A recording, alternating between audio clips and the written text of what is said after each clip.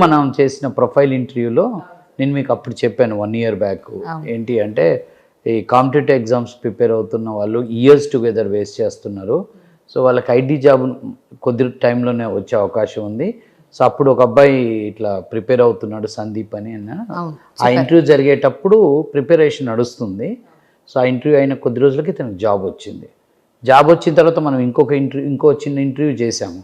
అందులో గవర్నమెంట్ జాబ్ల గురించి 4 సంవత్సరాలు ప్రిపేర్ అయిన రాని గవర్నమెంట్ ఉద్యోగము 4 నెలల్లో సాఫ్ట్వేర్ జాబ్ వచ్చిందని మనం ఒక బైట్ చేసాము. సో దానికి బెస్ట్ ఎగ్జాంపుల్ సందీప్. సో మనం ఏం చేస్తున్నామంటే స్టార్టింగ్ ఇంటర్వ్యూస్లో మనం ఇచ్చిన ఇన్పుట్స్కి ఎవిడెన్సెస్ రియల్ ఎగ్జాంపుల్స్ని మనం మళ్ళీ ప్రజెంట్ చేస్తున్నాం ప్రేక్షకులకి. సో వాళ్ళకి ఇప్పుడు ఇదంతా చేసేది మెయిన్ కార్యక్రమం ఏంటంటే ఇప్పుడు మన తెలుగు రాష్ట్రాలలో గవర్నమెంట్ జాబుల కోసం ప్రిపేర్ అవుతున్న వాళ్ళు లక్షల్లో ఉంటారు.